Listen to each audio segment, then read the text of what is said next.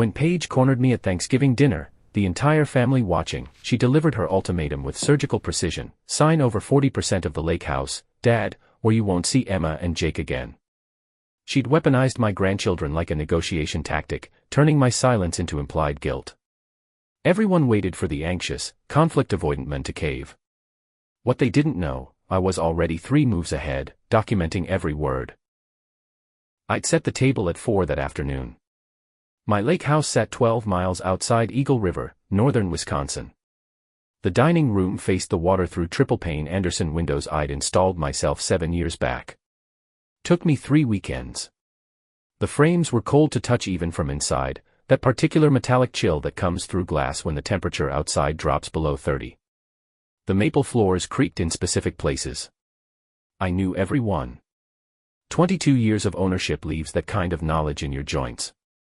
You don't think about where the loose boards are. Your feet just avoid them. The table itself was oak. Heavy. Refinished twice. The surface showed faint water rings from years of use, white ghosts of old glasses I'd never been able to sand out completely. I'd stopped trying. Paige arrived at 5:30. Her husband Derek followed behind carrying a Pyrex casserole dish with aluminum foil crimped over the top. My grandchildren spilled out of the car. Emma was 9. Jake 7. They ran straight to the windows, pressed their palms and faces against the cold glass to see the dock. Their breath fogged the panes. Derek shook my hand too hard. Overcompensating. His palm was damp. Paige smiled, but it didn't reach her eyes. She'd practiced that smile. I'd seen it before. Usually right before she asked for money. Dinner started safe. I'd roasted a 23-pound Genio turkey for 4 hours. Carved it at the table with a Wusthof knife my ex-wife Linda left behind when she moved out. The handle was worn smooth. The blade needed sharpening, but it still cut clean. Conversation moved through neutral territory. Emma's soccer team. Jake's piano recitals. Derek's sales territory expansion into Minnesota. I poured Kendall Jackson Chardonnay for the adults. The bottle had been open 3 days. Tasted slightly vinegary, but no one commented. Water for the kids in plastic cups from IKEA. Then Paige set down her fork. The sound of stainless steel on ceramic. Sharp. Deliberate. Dad, we need to talk about the lake house. Her voice carried an edge I recognized from her teenage years. Entitlement dressed up as reason. The tone that meant she'd already decided the outcome and was just informing me of my role in it. What about it? I kept carving turkey. White meat. Dark meat. Portions controlled and even. My hand stayed steady. Derek and I have been discussing it. This property represents significant family wealth. It's not fair that it's solely in your name. We think Emma and Jake should have a guaranteed stake in their heritage. Heritage.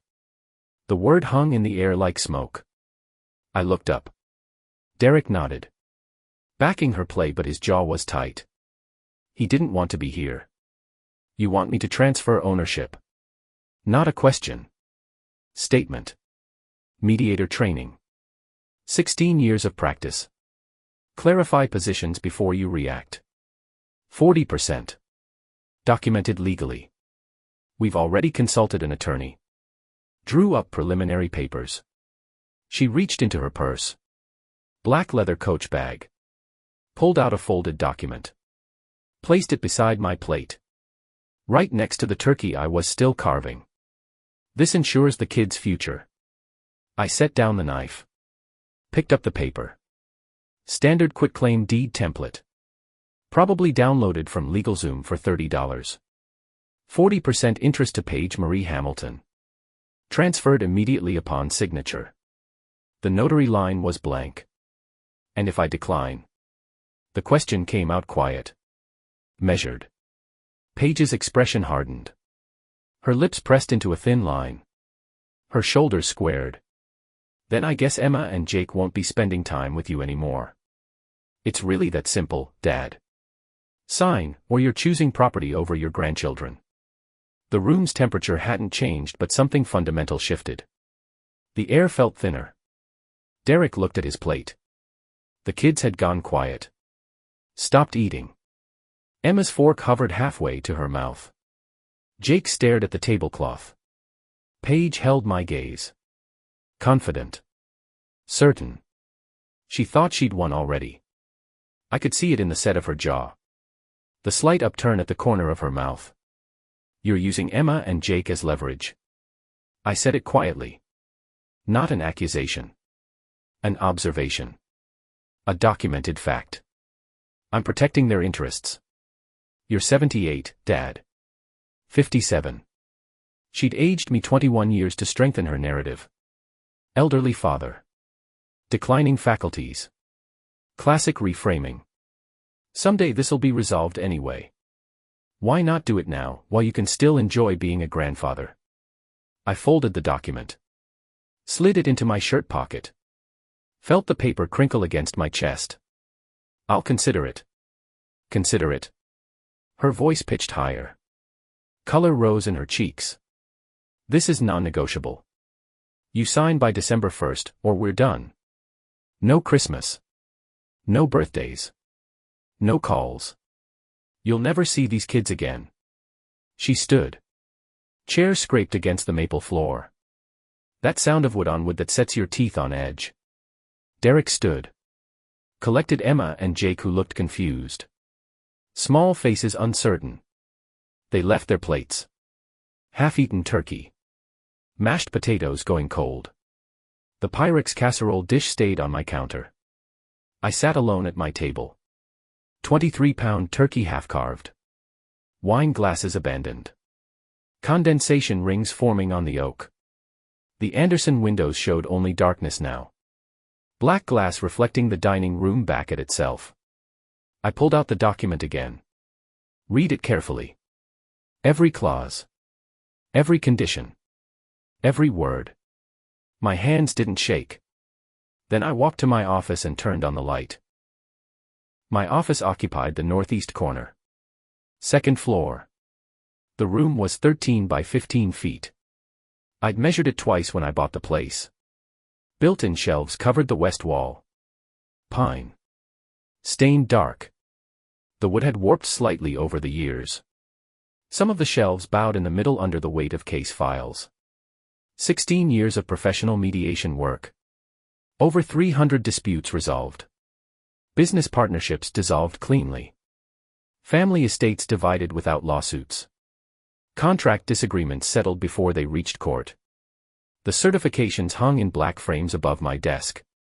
Wisconsin Bar Association Mediator Certification. Issued April 2009. Renewed every year since. Most recently January 2025. License number WM4421. The paper behind the glass had faded slightly. Edges going yellow. I took the frame down. Set it on my desk. The glass was dusty. I could see my fingerprints on it. Pulled out my iPhone. Took a photograph. The metadata would timestamp it. Geotag it. Proof of current certification. Active license. Then I opened the file drawer. Bottom left. The metal runner squeaked. Needed oil. Inside were accordion folders organized by year and case type. I pulled the one labeled Elder Law. The folder was thick. Rubber banded. The band was old. Cracked. Snapped when I tried to remove it. I picked the pieces off the papers. Wisconsin Statute 46.90. Financial exploitation of elders. I'd studied this law for a case 3 years back. An elderly woman whose son was draining her accounts. The statute defined exploitation as obtaining control over an elder's property through undue influence, harassment, or threat of withholding necessities. Withholding grandchildren qualified. There was precedent. Miller v. Miller, 2018. The Wisconsin Court of Appeals had ruled that emotional necessities counted. Family contact. Grandparent relationships. Not just food or shelter. I sat down. My desk chair was old. Leather cracked along the armrests. The stuffing showed through in places. It creaked when I leaned back. The sound had become familiar. Comforting almost. Outside the window the lake was invisible. Just blackness. But I could hear it. Water moving against the shore. That particular slapping sound. Rhythmic. I'd spent 30 years avoiding conflict. Anxious husband. Accommodating father. The men who said yes to keep peace. Linda used to call it doormat syndrome. She wasn't wrong. When we were married I'd agree to things I didn't want. Vacations to places that bored me. Furniture I hated. Paint colors that made rooms feel smaller. Anything to avoid the fight. The raised voices. The tension that would hang in the air for days afterward like smoke you couldn't clear out. After the divorce I told myself I'd changed. But I hadn't. Not really. When Paige needed money for her wedding I wrote the check. $12,000.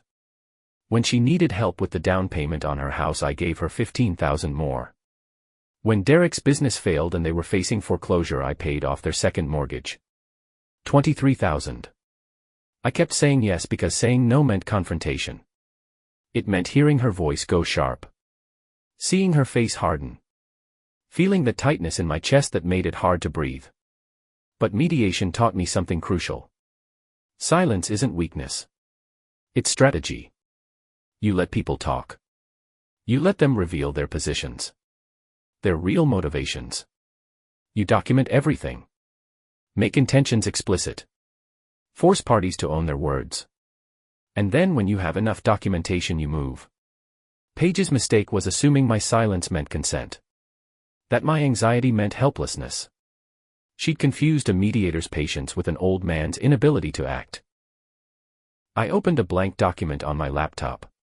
Dell desktop. 7 years old. The fan ran loud.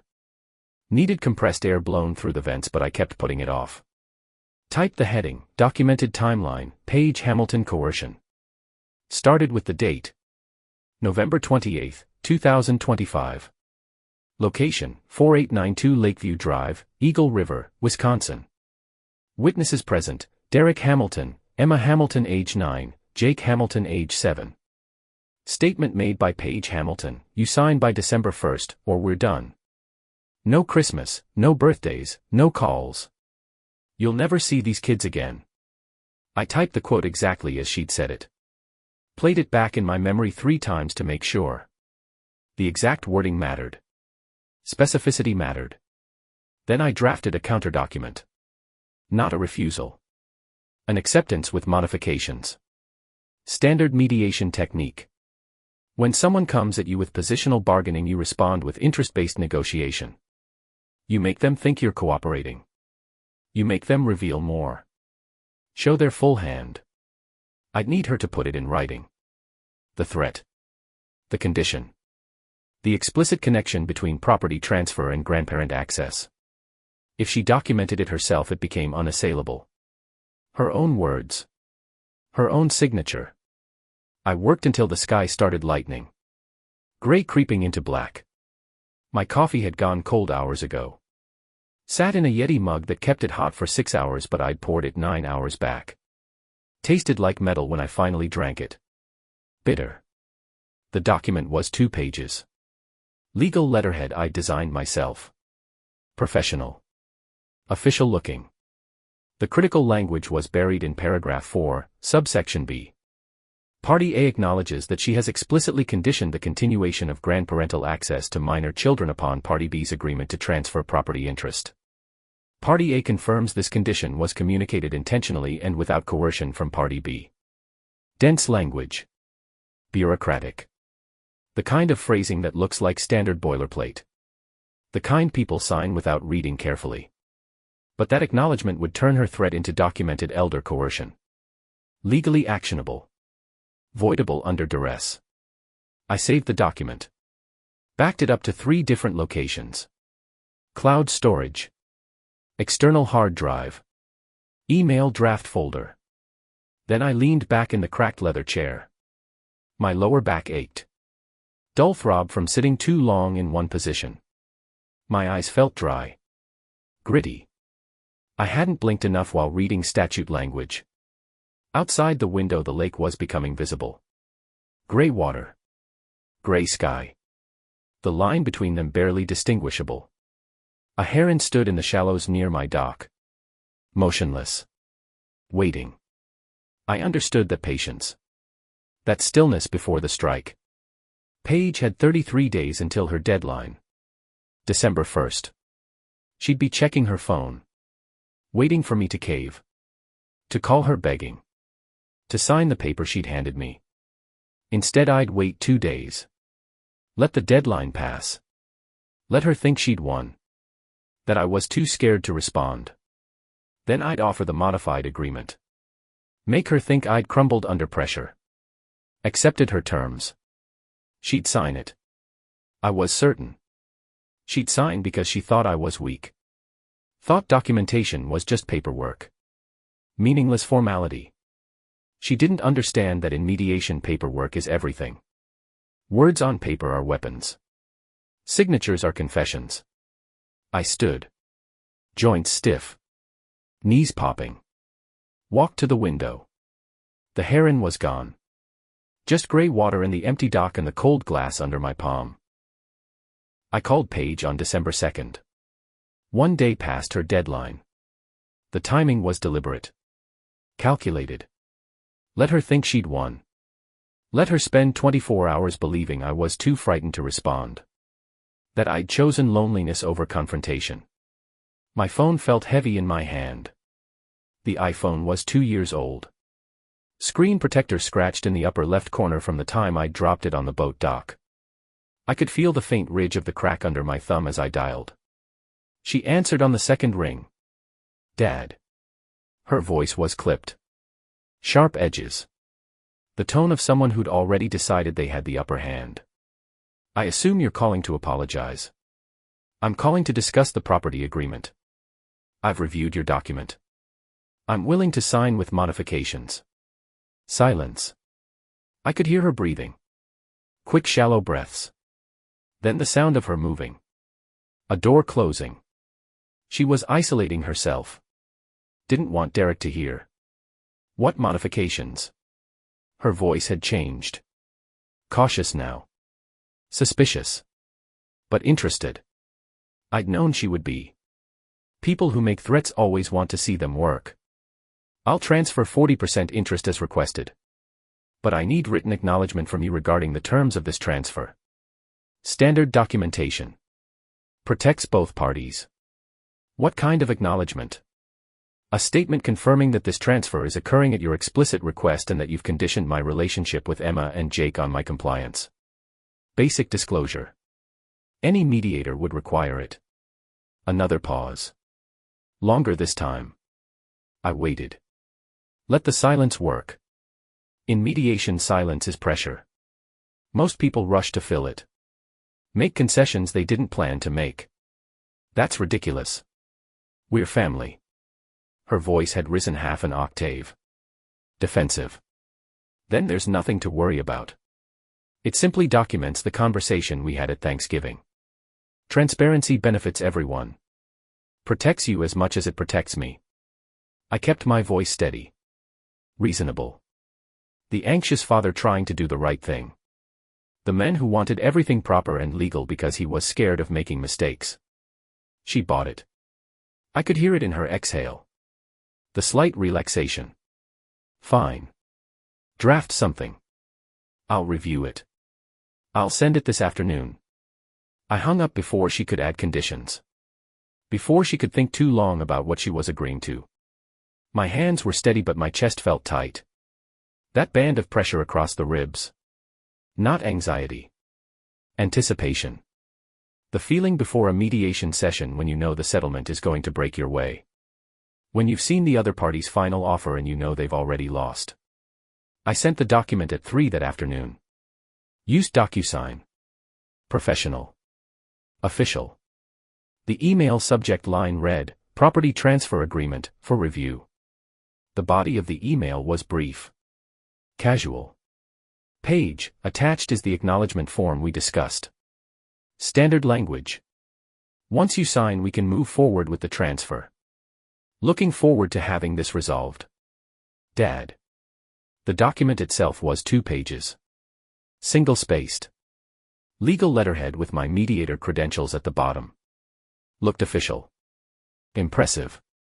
Intimidating in the way legal documents are supposed to be. Most people don't read them carefully. They skim.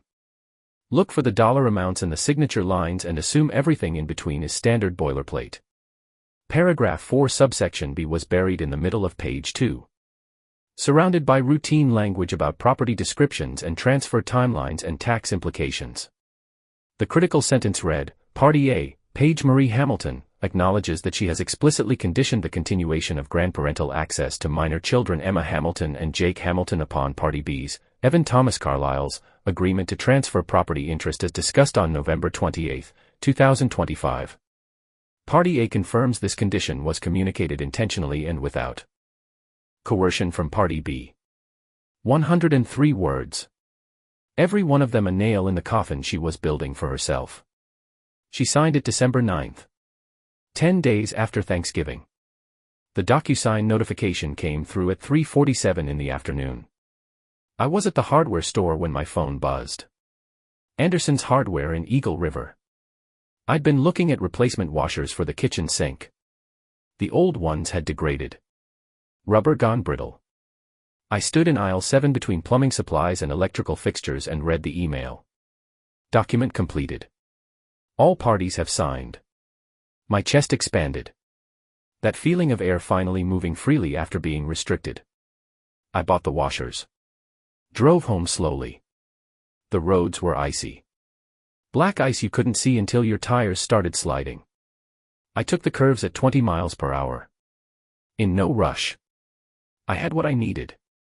Paige had documented her own coercion. Put her signature on a legal form admitting she'd threatened to withhold my grandchildren unless I surrendered property. Elder exploitation. Financial abuse. Voidable contract. The law was clear. I'd studied it. Wisconsin Statute 46.90.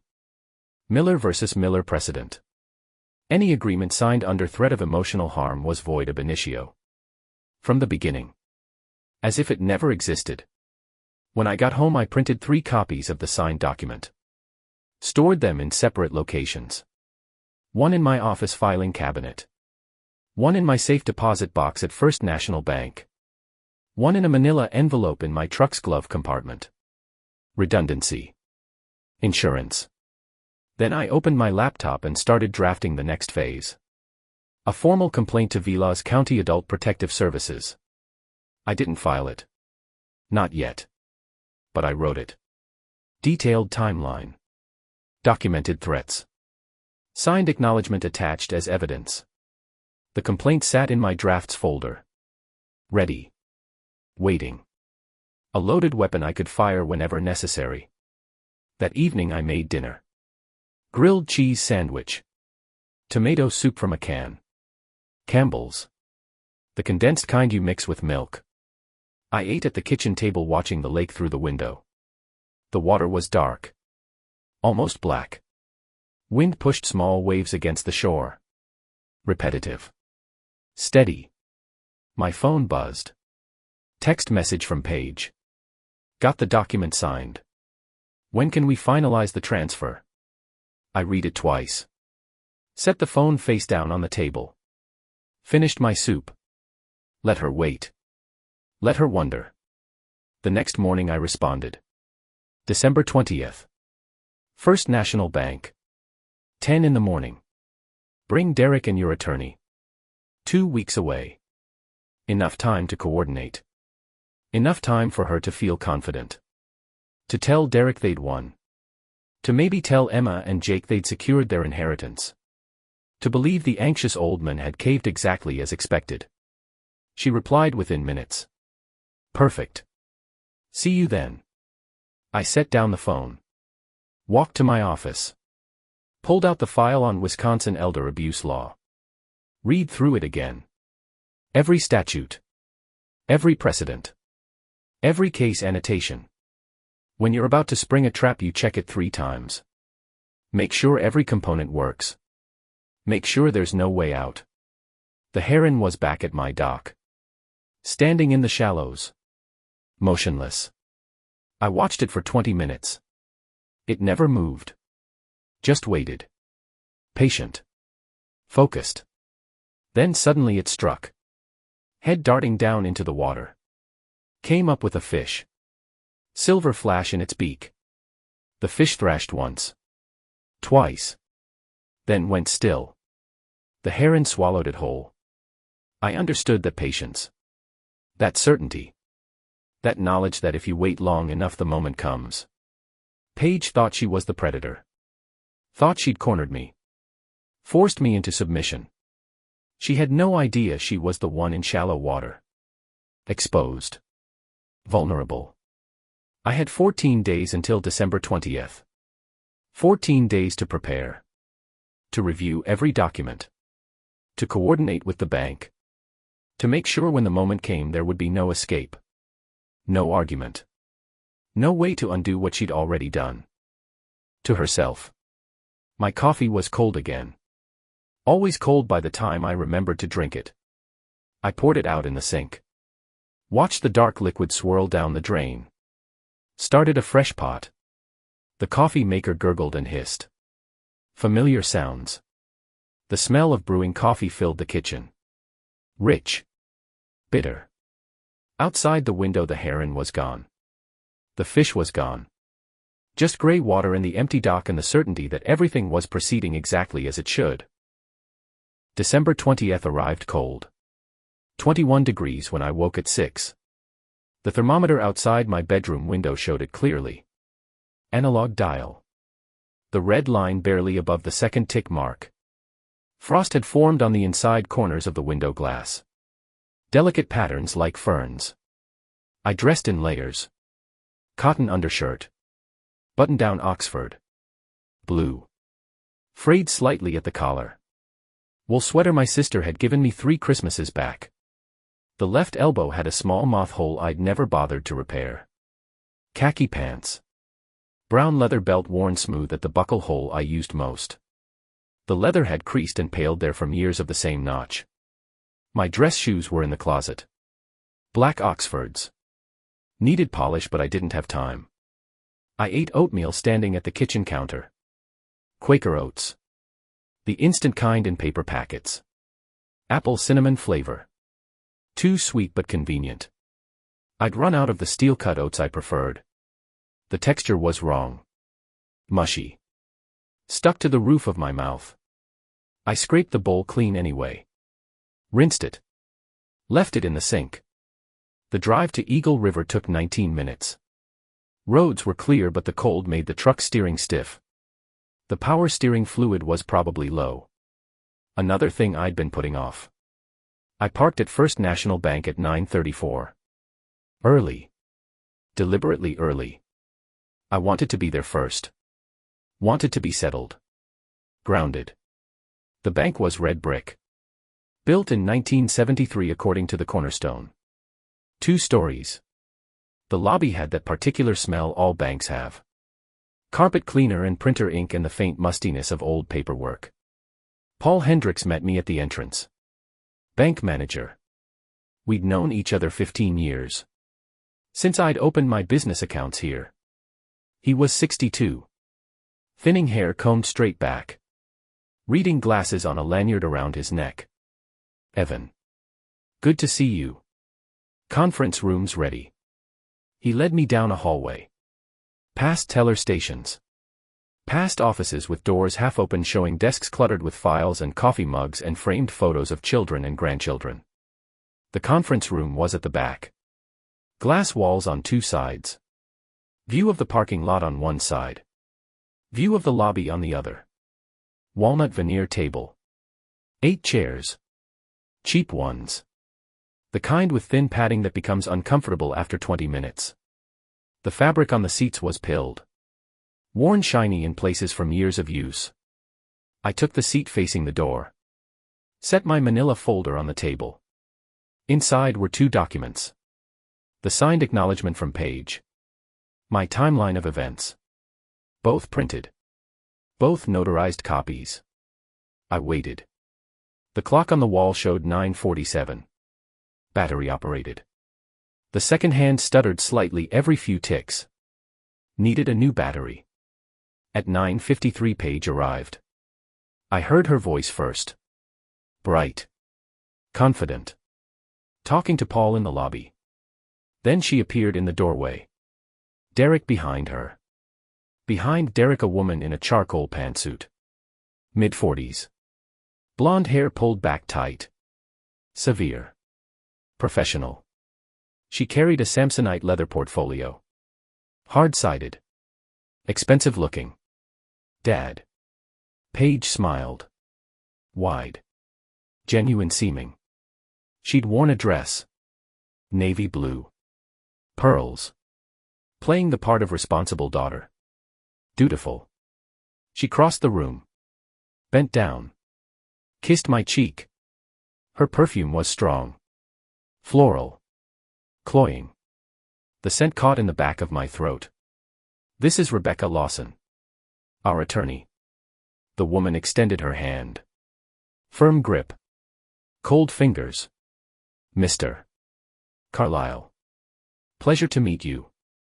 I understand we're finalizing a property transfer today. That was the plan. I gestured to the empty chairs. They sat. Paige directly across from me. Derek to her right. Rebecca to her left. Paul Hendricks took a seat at the head of the table. Neutral position. Facilitator. Rebecca opened her portfolio. Removed documents. Spread them across the table with practiced efficiency. I have the quitclaim deed ready for execution. Once Mr. Carlisle signs wheel. File with the Vilas County Recorder. The transfer will be complete within 5 business days. She slid a document across to me. 3 pages. The deed. I didn't touch it. Paige leaned forward. Eager. I know this was hard for you, Dad. But you're doing the right thing. For Emma and Jake. For the whole family. Her voice had that particular quality. Performative sincerity. The tone people use when they're trying to convince themselves as much as you. Derek nodded. Silent support. He looked uncomfortable. Kept glancing at the door like he wanted to leave. My folder sat on the table. Unopened. I placed my hand on it. Felt the manila rough under my palm. Textured. Real. Before we proceed, there's a procedural issue. The room changed. Subtle. Paige's smile faltered slightly. Rebecca's pen stopped moving. What issue? Rebecca's voice was professional. Controlled. But cautious. I opened the folder. Removed the first document. The acknowledgement Paige had signed. Pushed it across the table. This document. Specifically paragraph 4 subsection B. Paige acknowledged in writing that she conditioned grandparental access on my property transfer. Under Wisconsin Statute 46.90 that constitutes elder coercion. Any contract executed under coercion is voidable. Rebecca grabbed the document. Her eyes moved fast. Scanning. Reading. Her expression shifted. Professional mask slipping. Concern replacing confidence. Paige's face had gone pale. Bloodless. What are you talking about? Her voice pitched higher. Defensive. You also made this statement in front of witnesses on November 28th. I removed the second document. My timeline. Emma, Jake, and Derek were present. I can subpoena them if necessary. The statement was, you sign by December 1st or we're done. No Christmas, no birthdays, no calls. You'll never see these kids again. Those were your exact words. Derek's face drained of color. His jaw went slack. He turned to look at Paige. She wasn't looking at him. She was staring at the document. At her signature. At the words she'd signed without reading carefully. This is entrapment. Her voice cracked. Rose. Lost control. You tricked me. I documented your stated position. Standard mediation procedure. You chose to put your coercion in writing. That was your decision. My voice stayed level. Flat. The way you'd explain a technical process. Dispassionate. Rebecca set down the paper. Her jaw was tight. She looked at Paige with an expression I recognized. The look attorneys get when they realize their client has destroyed their own case. Mr. Carlyle. Rebecca's voice was measured. Careful. Are you refusing the transfer? I'm declaring this agreement void ab initio. It was procured through undue influence and threat. Additionally, I'm prepared to file a formal complaint with Vilas County Adult Protective Services regarding elder financial exploitation. Wisconsin takes these matters seriously. The word exploitation hung in the air. Heavy. Legal. Irreversible. Paige stood. Fast. Her chair scraped against the floor. Harsh sound. Metal on linoleum. You can't do this. We had a deal. We had an extortion attempt. You documented it yourself. I looked at Rebecca. Not at Paige. Your client acknowledged using my grandchildren as hostages for financial gain. That's textbook coercion. Any judge will void this. You know that. Rebecca closed her portfolio. Slow, deliberate movements. Paige, I think we need to speak privately. No. Paige slammed her hand on the table. The sound echoed. Sharp. Violent. The documents jumped. Rebecca's pen rolled. He's a manipulative old man. This is his fault. Paige. Rebecca's voice cut through. Steal. Authority. Stop talking. Now. Silence dropped like a weight. Paige's mouth was open. Chest heaving. Face flushed red now. Rage replacing shock. Derek was staring at his hands. Couldn't look at anyone. Paul Hendricks had gone very still. Uncomfortable. Wishing he was anywhere else. I stood. Collected my documents. Slid them back into the manila folder. The lake house remains in my sole ownership. Any future attempt to contact me regarding property transfer will be considered continued harassment. Paul, thank you for your time. I walked to the door. Behind me, Paige's voice rose. Hi.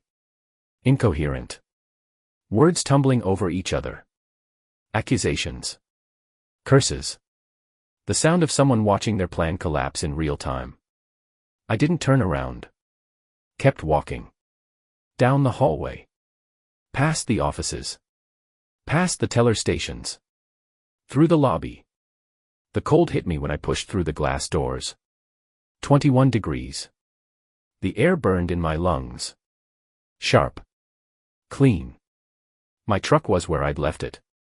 The metal door handle was ice under my palm. I sat in the driver's seat. Didn't start the engine.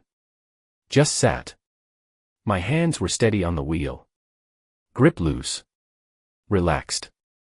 Through the bank windows I could see movement. Figures in the conference room. Paige gesturing wildly. Rebecca packing her portfolio. Derek standing. Lost. My chest felt light. Pressure released. The band that had been tightening for weeks suddenly gone. I started the truck. Let it idle. Warm up. The heater blew cold air for the first minute. Then gradually warmed. I pulled out of the parking lot. Drove home slowly. The roads were still clear. Still icy in the shadows where the sun hadn't reached. When I got home, the house was exactly as I'd left it. Empty. Quiet. Mine. I made coffee. Sat at the kitchen table. Watched the lake through the window. The water was gray.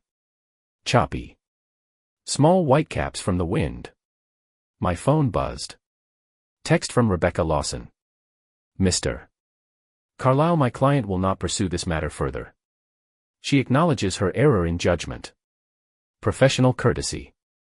Attorney, speak for your daughter realized she'd committed a crime and doesn't want it reported. I set the phone face down. Drank my coffee. It was hot. Strong. Bitter in exactly the right way. Outside, a crow landed on my dock. Black against gray wood. It hopped twice. Lifted off. Gone. The dock swayed slightly from the movement. Settled. Still. Everything was exactly as it should be. 3 days passed. December 23rd. The phone call started on the 21st. Page first. 7 missed calls before I blocked the number. Then Derek. His voice on the voicemail was quiet. Strained.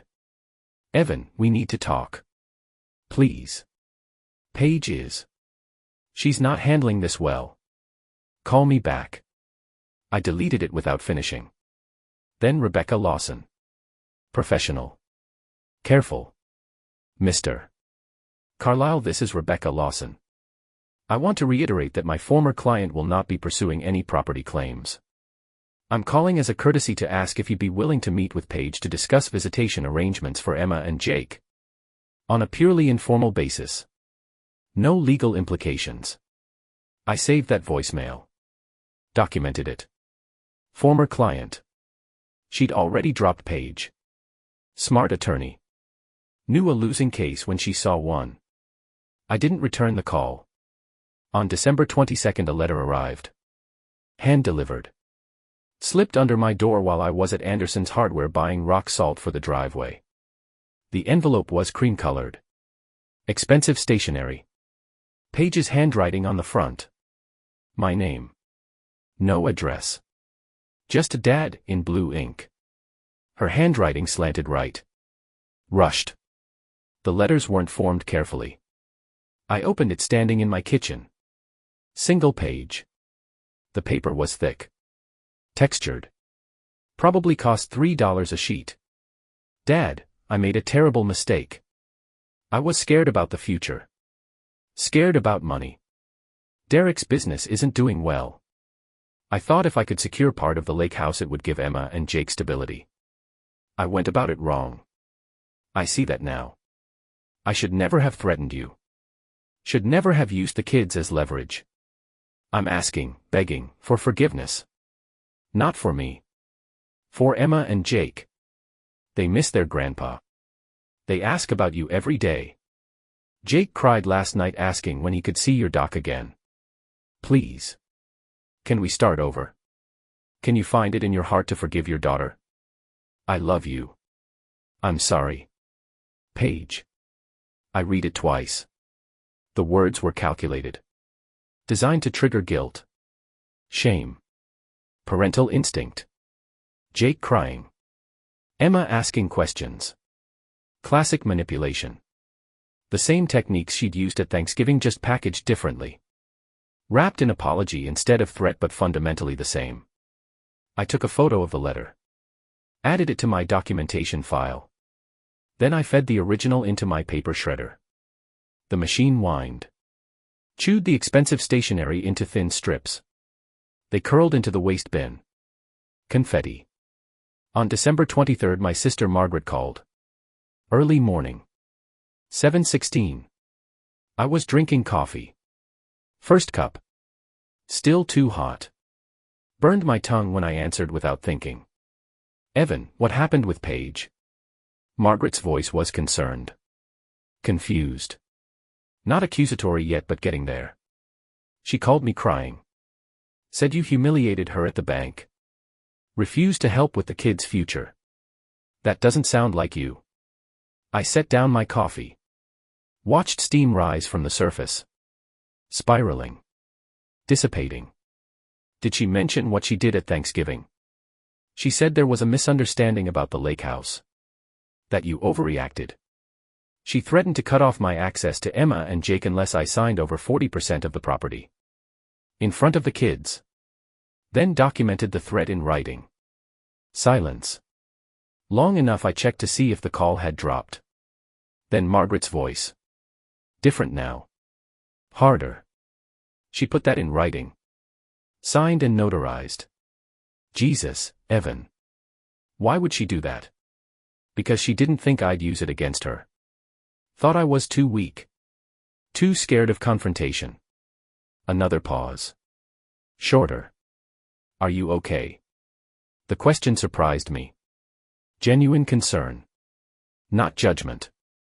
Not taking sides. Just asking. I'm fine.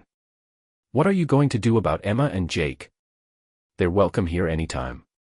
But Paige and Derek coordinate through you. Not directly. No property discussions. That's fair. Margaret exhaled. I'll talk to her. She needs to understand what she did wrong. She understands. She's just hoping I don't. We hung up. My coffee had cooled enough to drink. Still bitter, but the temperature was right now. Drinkable. That afternoon a car pulled into my driveway. Silver Honda Accord. I didn't recognize it. I watched from the kitchen window. Derek got out. Alone. No Paige. No kids. He stood by the car for a moment. Hands in his coat pockets. Shoulders hunched against the cold. Then walked to my door. Knocked. 3 times. Firm. I waited. Let him knock again. 4 more times. Less firm now. Uncertain. I opened the door but didn't invite him in. Cold air rushed past him into the house. He looked worse than he had at the bank. Eyes red. Unshaven. His coat was old. Tan Carhartt. Stained on one sleeve. Evan. Can we talk? We can talk here. Standing in the doorway. Making him stay in the cold. Petty but effective. Paige is destroyed. She hasn't eaten in 3 days. Barely sleeps. The kids are scared. They don't understand what happened. I said nothing. Waited. Derek shifted his weight. Left foot to right. Back to left. She made a mistake. A big one. But she's still Emma and Jake's mother. Your daughter. Doesn't that count for something? It counted for 50 years. Through money I gave her. Support I provided. Trust one extended. She spent all of it at Thanksgiving. So that's it. You're just cutting her off forever. I'm protecting what I built. From someone who saw me as an ATM machine. Who weaponized my grandchildren. Your children. You stood there and let her do it. His face flushed. Shame or anger? Hard to tell. I didn't know she was going to say that. It wasn't planned. You didn't stop her either. He looked down. Studied his boots. Brown Timberlands. Salt-stained. Leather cracking at the flex points. What do you want from us? What would make this right? Nothing. There's nothing that makes extortion right. You don't fix it. You document it and make sure it doesn't happen again. The kids miss you. Then bring them by. Coordinate through Margaret. Leave Paige home. She won't allow that. Then I guess she's still making the same choice she made at Thanksgiving. Property over grandchildren. Her decision. Not mine. Derek's jaw tightened. He opened his mouth. Closed it. Opened it again. You're a cold son of a bitch, you know that. I'm a man who stopped letting his daughter rob him. If that's cold, then I'll accept it. He turned. Walked back to his car. Got in. Slammed the door hard enough the sound carried. Sat there for 30 seconds. Engine running. Exhaust white in the cold air. Then backed out. Too fast. Tires spun slightly on the ice. He was gone. I closed the door. Locked it. The warmth of the house felt artificial. Forced. I turned up the thermostat. Waited for the heat to catch up. That evening I drafted the formal complaint to Vilas County Adult Protective Services. The one I'd written earlier but never filed. I revised it. Added the letter from Paige. Added Margaret's testimony that Paige had admitted to a misunderstanding. Added Derek's visit today. Everything documented. Time-stamped. Corroborated. I didn't file it. Not yet. Kept it as insurance. A sword hanging. Ready to drop if Paige made another move. But I wanted her to know it existed. Wanted her to understand the precariousness of her position. I called Rebecca Lawson. She answered on the third ring. Professional voice. Guarded. Mr. Carlyle. How can I help you? I'm calling as a courtesy. I've prepared a formal complaint to Adult Protective Services regarding elder financial exploitation. I'm not filing it at this time. But any further contact from Paige regarding property or any attempt to use Emma and Jake as leverage will result in immediate filing. Silence. Then a long exhale. I understand. I'll communicate that to her. Make sure she understands. This isn't a negotiation. This is a boundary. She crosses it and I destroy what's left of her reputation. She'll understand. Good. I hung up. Sat at my kitchen table. The lake was dark outside. No moon. Just blackness. My reflection stared back at me from the window. Ghost image. Translucent. I looked older than I felt. Lines around my eyes I didn't remember being so deep. Gray hair that seemed more gray than brown now. When had that happened? But my eyes were steady. Clear. No doubt in them. No guilt. Paige had tried to steal from me. Had threatened me. Had documented her own crime. I'd simply presented the evidence. Let her destroy herself with her own words. That wasn't cruelty. That was consequence. My phone buzzed. Text from Margaret. Talk to Paige. She's agreed to bring Emma and Jake after Christmas. Just the kids. No property talk. Is that okay? I typed back. Yes. One word. Simple. Clear. Margaret responded immediately. Thank you. She's learning. Give her time. Time. As if time would erase what Paige had done. Change the fundamental calculation she'd made. That I was weak. That I was available for exploitation. That my kindness was consent. Time wouldn't fix that. Only consequences would. I stood. Walked to my office. Filed the APS complaint draft in a folder labeled Insurance. Locked it in my desk drawer. The key went on my keyring. Small brass key. Worn. But functional. Necessary. Outside my window the heron was back. Barely visible in the darkness. Just a shape on the dock. Motionless. Patient. Waiting for something I couldn't see. I watched it for a while. Then turned off the light. Went to bed.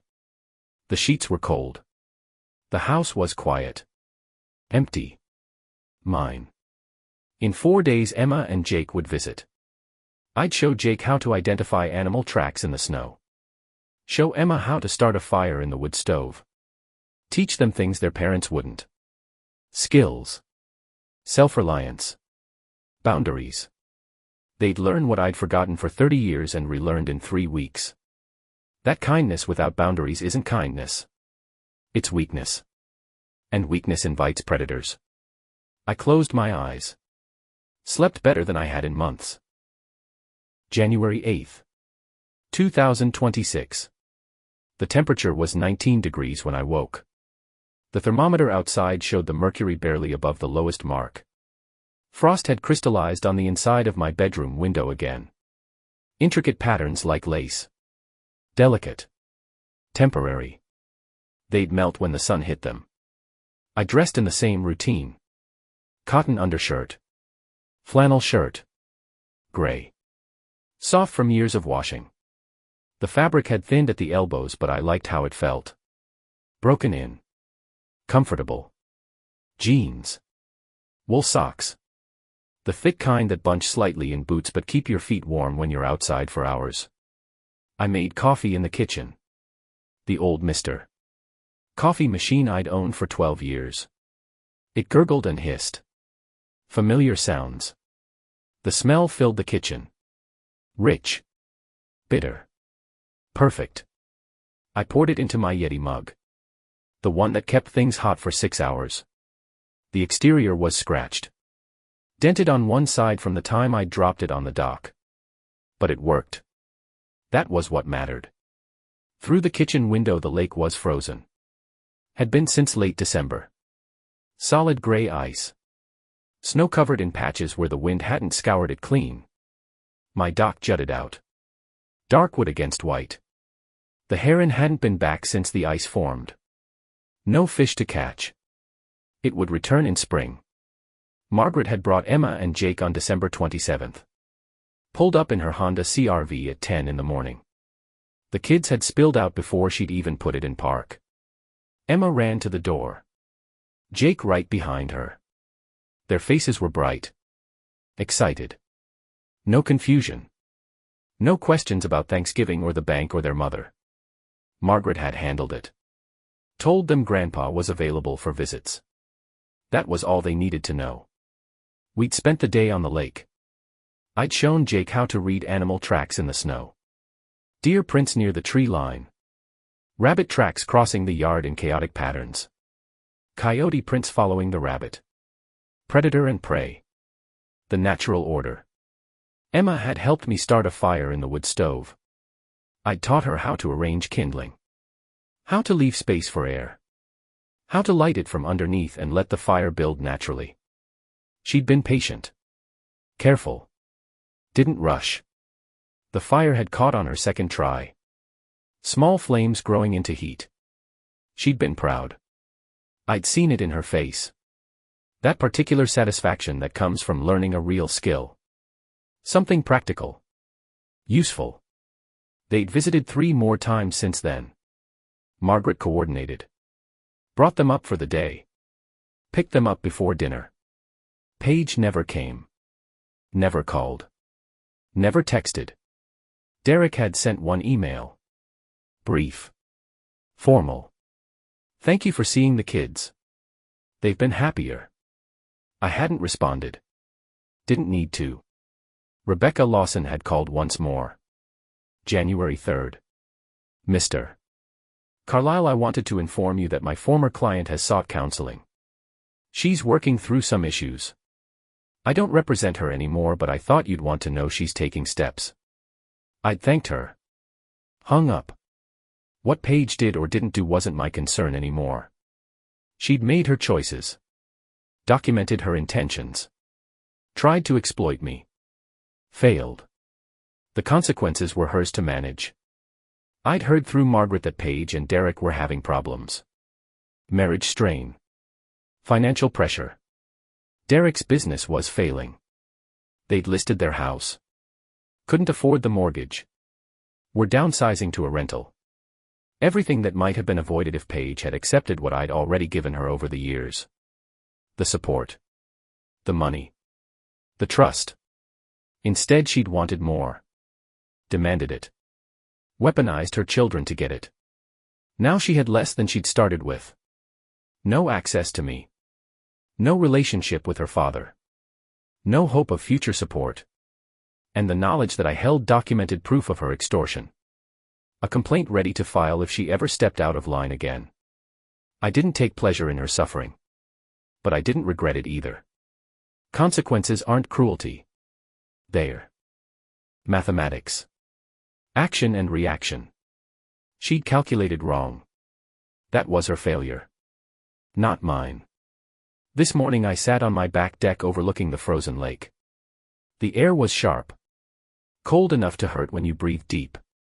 My coffee steamed in the mug. I could feel the heat through the insulated metal. My hands wrapped around it. Absorbing warmth. The deck chair was old. Adirondack style. Wood painted green, but the paint was peeling. Showing gray wood underneath. I'd been meaning to repaint it for 3 years. Probably wouldn't. The wear suited it. Made it look lived in. Real. The sun was rising. Orange light spreading across the ice. Long shadows from the trees stretching toward the center of the lake. The light was clean. Pure. No pollution this far north. Just cold air and sunlight and the smell of wood smoke from someone's chimney down the shore. My lake house stood behind me. 2 stories. Cedar siding. The wood had weathered to gray. Natural aging. It needed staining, but I liked the color. Honest. Unpretentious. The roof was solid. The windows were tight. The foundation was level. Everything I'd maintained for 22 years. Everything I'd protected. Mine. Not because of inheritance or luck or gift. Because I'd bought it. Maintained it. Defended it when someone tried to take it. My phone sat on the arm of the chair. Silent. No missed calls. No urgent texts. No demands or threats or manipulations. Just silence. The kind of silence that comes from boundaries. From saying no and meaning it. From letting people face the consequences of their own actions without rushing in to fix things. For 30 years I'd been the anxious father. The accommodating ex-husband. The man who said yes to avoid conflict. Who wrote checks to buy peace. Who accepted disrespect because confrontation felt worse than submission. Paige had built her entire strategy around that version of me. The doormat. The ATM. The old man too scared to fight back. She'd been wrong. I wasn't scared. I was patient. There's a difference. Fear is paralysis. Patience is preparation. I'd waited. Documented. Let her expose herself completely. Then presented the evidence and watched her destroy herself with her own words. Mediation had taught me that. 16 years of resolving disputes by letting people reveal who they really were. What they really wanted. Then holding up a mirror and making them face it. Paige had faced it at First National Bank. Seen herself clearly for the first time. A daughter who'd tried to extort her father. Who'd used her children as weapons. Who'd signed a legal document admitting to elder abuse. That reflection had broken something in her. I could see it in Derek's eyes when he'd come begging. In Margaret's voice when she'd called asking what happened. In the letter Paige had sent trying to reframe extortion as misunderstanding. She'd expected the old me. The one who would forgive immediately. Who would accept her apology and pretend Thanksgiving never happened. Who would let her try again in 6 months or a year with a different approach. Instead she'd found someone new. Or maybe not new. Maybe just finally honest. A man who'd stopped pretending that enabling exploitation was the same as loving his family. The coffee in my mug was still hot. I took a long drink. Felt the heat travel down my throat into my chest. Warming from the inside. Satisfying. Across the frozen lake a pickup truck drove slowly. Someone ice fishing. Heading out to check tip-ups. The sound of the engine carried across the ice. Faint. Distant. Then fading to nothing as the truck moved away. Emma and Jake would visit again this weekend. Margaret had already confirmed. We'd go snowshoeing if the weather held. I had 2 pairs of old snowshoes in the shed. Wood frame. Leather bindings. The traditional kind. Heavy but reliable. I'd teach them how to walk without crossing the frames. How to read the snow depth. How to move through winter without fighting it. Practical skills. The kind their mother had never valued. Too busy scheming. Planning. Calculating how to extract maximum value from minimum effort. Those calculations had failed. The value she'd tried to extract had vanished. The relationship she'd leveraged had ended. The father she'd thought she controlled had proven uncontrollable. And the property she'd demanded was further from her reach than ever. Protected by law. By documentation. By a formal complaint that sat in my desk drawer like a loaded gun. Ready to fire if she ever made another move. I finished my coffee. Set the mug on the deck railing. Stood. My knees creaked. Age. Inevitable. But functional. I could still walk. Still work. Still defend what was mine. The sun had cleared the trees now. Full daylight. The shadows on the ice had shortened. Sharpened. Everything visible. Clear. Honest. I went inside. The house was warm. The wood stove had burned through the night. Coals still glowing. I added 2 logs. Oak. Split last fall. Dried properly. The bark was loose. came off in my hands. The wood underneath was pale. Clean. The logs caught quickly. Flames rising. Heat radiating. I stood there for a moment, watching the fire, feeling the warmth on my face, my hands. Then I walked to my office, sat at my desk, opened my laptop. I had work to do. A new mediation case starting next week. Business partners dissolving a partnership. Needed to review their financial documents. Prepare questions. Map out interests versus positions. The same work I'd done for 16 years. Helping people resolve conflicts. Find solutions. Move forward. The irony wasn't lost on me. I made my living helping others negotiate. Compromise. Find middle ground. But with Paige there'd been no middle ground. No compromise. Because she hadn't come to negotiate. She'd come to take. And when someone comes to take, you don't negotiate. You document. Defend. Prevail. Outside my office window the heron was back. Standing in the snow near the shore. Waiting for the ice to melt. For the fish to return. Patient. Certain. Knowing that seasons change but the fundamentals remain. Predator and prey. Action and consequence. The natural order. I understood that certainty now. That clarity. For 30 years I'd confused kindness with weakness. Thought that saying yes made me a good father. A good person. That boundaries were cruelty and consequences were punishment. I'd been wrong. Kindness without boundaries isn't kindness. It's permission. Permission to take. To demand. To escalate. Paige had taken that permission and run with it until she tried to steal the one thing I'd built entirely myself. That's when the permission ended. When the boundary appeared. Hard. Immovable. Backed by law and documentation and the willingness to let her face exactly what she'd created. She'd called me cold. A son of a bitch. Manipulative. Maybe I was. Or maybe I was just finally done being manipulated. The heron lifted off. Wings spreading. Black against white snow. It circled once. Then flew south. Following the open water. Following opportunity. I watched it disappear. Then turned back to my computer. Pulled up the case files. Started reading. Outside the sun climbed higher. The ice stayed frozen. The house stayed warm. Everything exactly as it should be. Mine.